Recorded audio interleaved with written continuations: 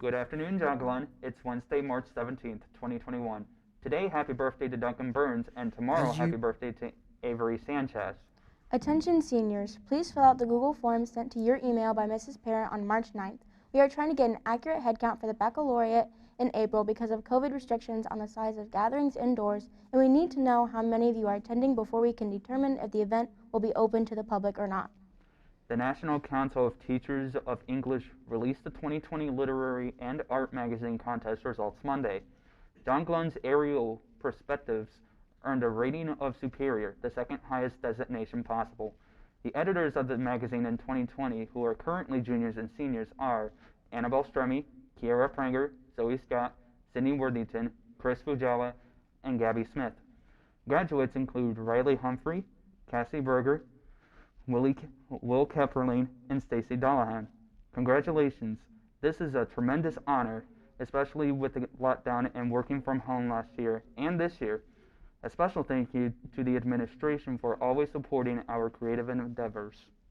Seniors, if you have not given your baby picture to Mrs. Parent or Mr. Smith, please take care of this quickly. We are trying to assemble a special slideshow, and we need a picture from all of you. Also, be sure to settle your account with Jostens before the April 15th delivery date here at school. Call 1-800-JOSTENS or go to jostens.com. You must have your balance paid in full before you can pick up your items in April. Chinese Club will meet today in Mrs. Ho's room, room 103, during homeroom. Anyone interested in learning the fan dance is welcome. If you drive to school and still do not have a parking pass, you need to get one by the end of the week. After spring break, parking warnings will start to go out to students who do not have a parking pass, and these can result in a parking ticket or your vehicle getting towed if unresolved. Remember, this pass is free of charge this school year, so there is no reason to not have one in your car. If you still need a parking pass, you can get the student driver form in the main office. League members, please turn in your shirt order and money by this Friday. Turn it in to Ms. Dodson in room 105. If you didn't get an order form and would like a shirt, stop in and see Ms. Dodson. Now to sports with Anthony. Congratulations to both Justin Dresbach and Jasmine Huff as they individually advanced to semi-state for bowling. The ladies team captured the regional title on Saturday and will be competing at semi-state. The team includes Jasmine Huff, Kaylee Thornburg, Kendall Goodlink, Chloe Van Overberg, Alexandria Burncolder, and Kai Raby. Now here's weather with Joel. Man, you guys are the best looking audience I've presented for all year. Anyway, it's currently 47 degrees outside. It is sunny with a real feel of 54 and a wind speed of 6 miles per hour. Let's go to the 3-day shower consisting of Thursday's going to have a high of 42. It's going to be rather windy and a bit rainy here and there. You know how it's going to be. It's going to be like a low of 26. Well, you know now because I just told you. And anyway, Friday's going to have a high of 48. It's going to be really sunny with a low of 25. And then Saturday's going to have a high of 55, sunny with a low of 32. Back to the lounge. Louise Tuck's shop is looking for her high school workers this spring. Any student that may be interested should go to www.louisetuckshop.com/promjobs so Louise can connect with them for an interview and hopefully be on their way to a fun and rewarding job this spring. The Anti-Bully Club will be sponsoring an after-school movie event tomorrow from 3 to 5 p.m. We will be showing in the auditorium the Disney Pixar movie Inside Out. Anyone interested in attending should bring $1 on that Thursday evening. Masks will be required and social distancing will be enforced. Come have a fun time at the movies. The Media Center has a new book by Muffet McGraw, Expect More, Dare to Stand Up and Stand Out, just in time for Women's History Month. Come and check it out today. Now here's a video about March Madness with Peyton. As you may know, the yearbook committee has put out a yearbook bracket promotion, but many of you may not know how to fill out a bracket, so I'll give you some pointers so that way you can fill out the best bracket you can for your chance at winning the most money that you can off your yearbook. So one of the first things you're going to notice is you've got your 1 seed and the 16 seed always at the top of each respective bracket.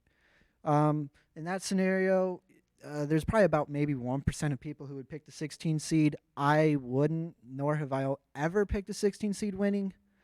I got proved wrong in 2019 when UMBC upset Virginia, but that's the only time a 16 seed has beat a 1 seed. On the other hand, where it's a difficult prediction, you've got your 8 seed taking on your 9 seed. When it comes to those games, you're probably going to want to just flip a coin because those teams are almost so balanced, it's hard to choose really which way you want to go. Then you've got a 5-12 seed, such as Villanova and Winthrop here. Those are where a lot of the upsets have came from. Even the Cinderella teams where they'll just go on the runs and break the brackets. Those you could probably pick maybe 2 of them in your bracket that are going to be the 12 seeds are going to win. Most of the time it's going to be the 5 seed. Then you've got your 4 and 13. Sometimes you see an upset, not often. Usually the 4 seed pulls it out. In this scenario of Purdue and North Texas, I'd say North Texas probably has around a 35% chance of maybe pulling an upset.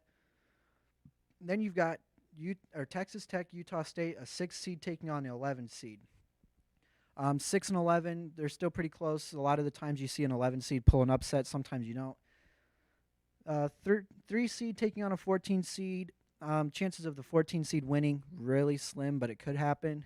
In this case, I think Colgate can pull out the upset. No, that is not a toothpaste. That's a college. You've got then the 10 seed, Florida taking on the number 10 seed, Virginia Tech. That's another coin flip game. You could probably flip a coin, probably be more accurate. Then you've got the 2 seed taking on the 15 seed. Sometimes you see an upset there, but doesn't happen often. In this case, I think Ohio State's going to easily win that game.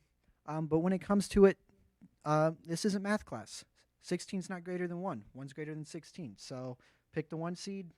Sometimes they go all the way. Sometimes you see an upset. The 5 greater than 4 here in the Villanova-Purdue game, you know. It hurts for me to say Purdue's going to lose, but to be realistic, they have a good team, but they're just young. They don't have the experience like Villanova's going to this year.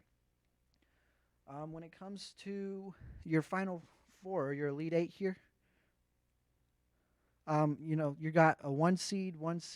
Over here I've got my 2, 3 seeds.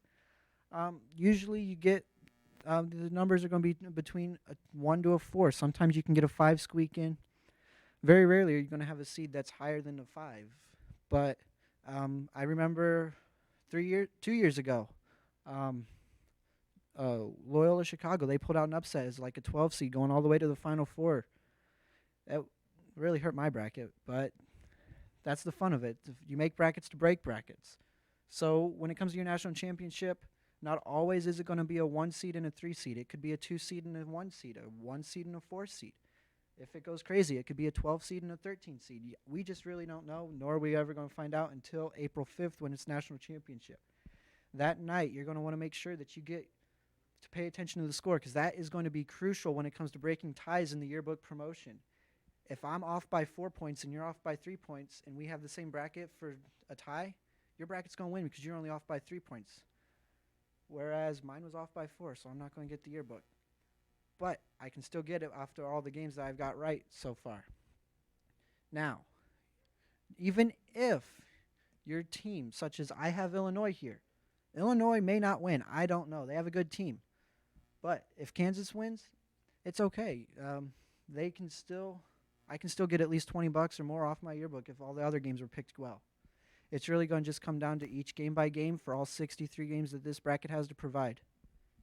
Now have a good rest of your day. Here are the winners from the raffle for the freshman class fundraiser. Candy bars, Tara Woods, Jeff Lewis, Sam Hodges, and Jordan Cruz. Corner Cup Cafe gift card, Mrs. Parsons. The Four Winds restaurant gift card, Logan Ritchie.